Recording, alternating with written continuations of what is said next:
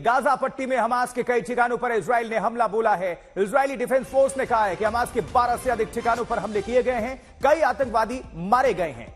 Hamas के अड्डे और सुरंगें ध्वस्त हो चुकी हैं। हमास के ठिकानों पर इजराइल ने बरसाए बम। तो गाजा पट्टी की कई इमारतों को टारगेट किया है इजराइल ने, जो जमींदोज हो चुके हैं। ये इस वक्त बड़ी खबर अपडेट कर दें आपको। ब्रेकिंग न्यूज ये है कि हवाई हमले में हमास के कई ठिकाने ध्वस्त। आईडीएफ के मुताबिक इजरायली डिफेंस फोर्स की तरफ से यह जानकारी, हवाई हमले में 2 आतंकवादियों को भी ढेर किया गया है, यह आईडीएफ ने बताया। ये तस्वीरें आपको हम दिखा रहे हैं।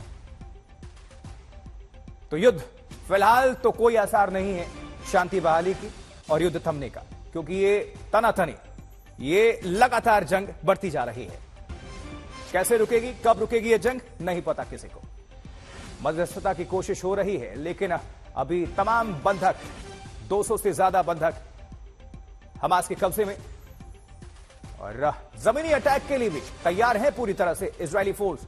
एक ऑर्डर का, एक आदेश का इंतजार है। लेकिन और इस बीच बड़ी खबर लेबनान से भी, इजराइल ने हिजबुल्लाह के टेरर सेल को ध्वस्त कर दिया है। इजराइल के एयर स्ट्राइक में हिजबुल्लाह के टेरर सेल का ठिकाना तबाह हो चुका है, ध्वस्त हो गया है। आईडीएफ ने, इजराइल डिफेंस फोर्स ने कहा है कि पहले हिजबुल्लाह ने हमारे नागरिकों पर प्रहार किया, सेना को निशाना बनाया, और अब हमने पलटवार किया है। इजराइल ने हिजबुल्लाह को चेतावनी भी दी है कि बहुत खतरनाक गेम खेल रहा है हिजबुल्लाह, लेबनान को जंग में घसीट रहा है हिजबुल्लाह, यह कहना है।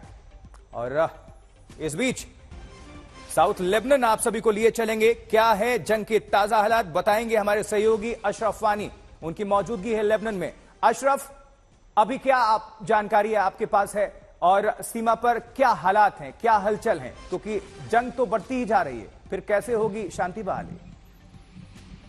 बिल्कुल आशुतोष, ये जंग अब 3 जगहों पर, या हम कहें कि 3 फ्रंट्स पर लड़ी जा रही है। एक तरफ से हमास की घेराबंदी पहले ही इजराइल ने की है, वहां पर लगातार जो है बमबारी हो रही है इजराइल की तरफ से हमास के ठिकानों पर। और दूसरी तरफ अब दूसरा मोर्चा जो है वो वेस्ट बैंक में खुला है, जहां पर मस्जिद पर जो है बम इजराइल ने गिराया है, जिसमें इजराइल का दावा है कि वहां पर हमास और इस्लामिक जिहाद के आतंकी छुपे थे। और तीसरा फ्रंट डे 1 से, यानी कि 7 अक्टूबर से ही दक्षिणी लेबनान में इजराइल के साथ खुला हुआ था, जहां पर चुटपुट जो है हम हर रोज रात को जो है दोनों तरफ से गोलीबारी देखते थे। जहां एक तरफ हिजबुल्लाह जो है वो कम्युनिकेशन नेटवर्क और सर्वेलेंस सिस्टम जो सीमा पर इजराइल ने लगाया है, उत्तरी इजरायली सीमा पर, उसको तबाह कर रहा था और सैन्य चौकियों को निशाना बना रहा था। वहां से जवाबी कार्रवाई आर्टिलरी शेलिंग से हो रही थी इजरायली सेना की तरफ से, क्योंकि उन्होंने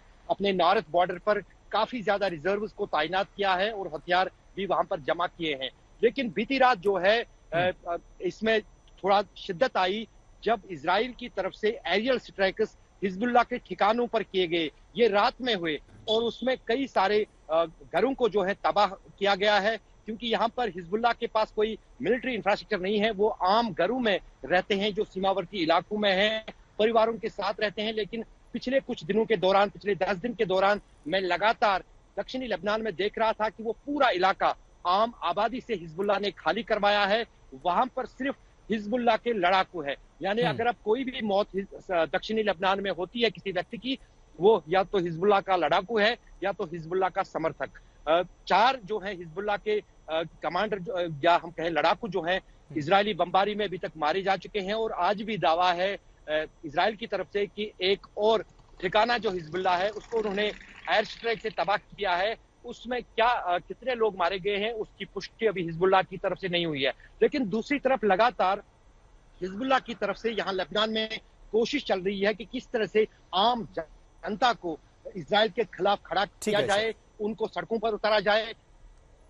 न सिर्फ लेबनान बल्कि जितने भी खाड़ी के देश है, चाहे ईरान, इराक हो, जॉर्डन हो, इजिप्ट हो, वहां पर इस तरह के प्रदर्शन जो है इजराइल के खिलाफ लगातार बढ़ रहे हैं।